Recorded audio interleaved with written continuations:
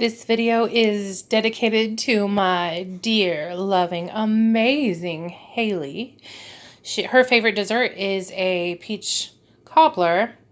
And I decided to do, I don't usually have oats in the house, and that's how I like to make my cobblers.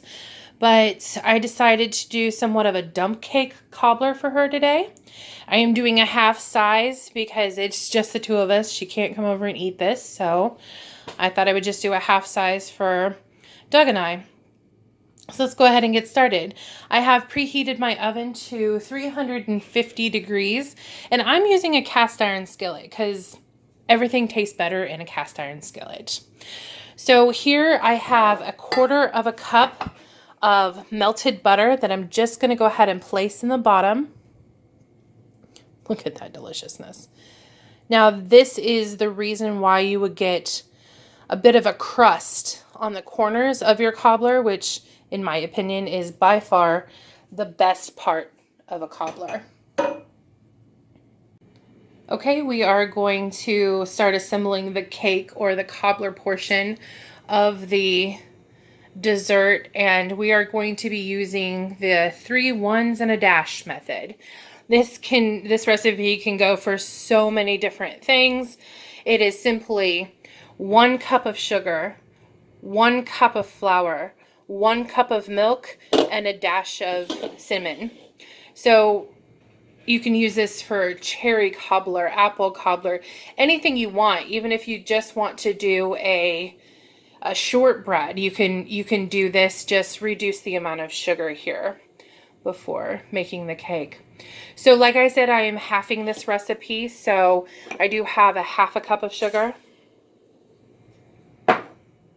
a 1/2 cup of flour, and a 1/2 cup of milk. I'm going to mix these together using a wooden spoon.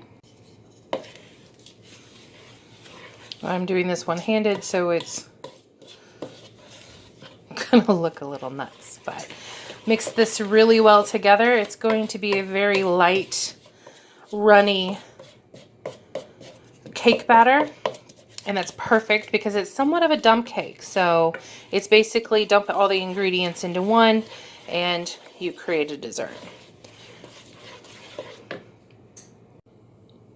Now that I have this all mixed together, this is the correct consistency, I promise. I am going to dump this into my buttered cast iron skillet. Now this is a 10-inch cast iron skillet. Like I said, I'm doing it half, so if you have a 13-inch cast iron, it would work better for the full recipe. But you just simply dump that in. All right, now it should be this thin and this, so you can see the bottom of the pan there. And that's okay. That's what we want for this half size. And the butter around the edges here will make that batter really crispy and really delicious. And do it my way, Haleigh. Don't try to substitute anything.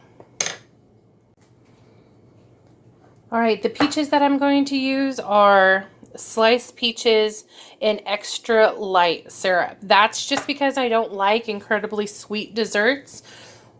As long as you have peaches in any sort of syrup, you can use whatever. I think it's recommended normally to use in heavy syrup. So if you have that and you like your sweet desserts, go right on ahead.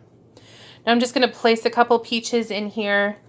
Just place them around before dumping them all in. I want to make sure some come to the outer edge here. Look how delicious that looks already.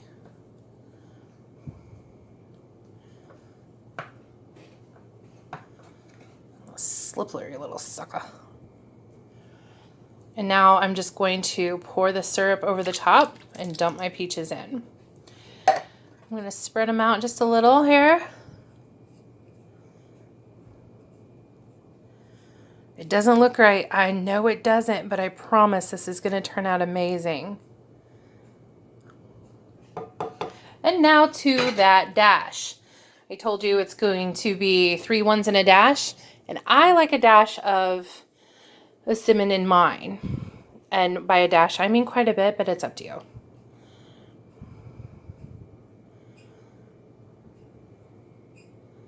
There you go.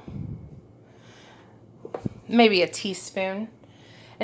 Now we're going to pop this into a preheated oven of 350 degrees for about 25 to 30 minutes. I'll see you back. And Haleigh, clean up the kitchen when you're done. I know you're going to make this. At least I hope you are. Clean it up. Look at this right here. Recycle bin. Look at all the flour I got all over it. Look, bowl into the sink. Look, making your mama proud.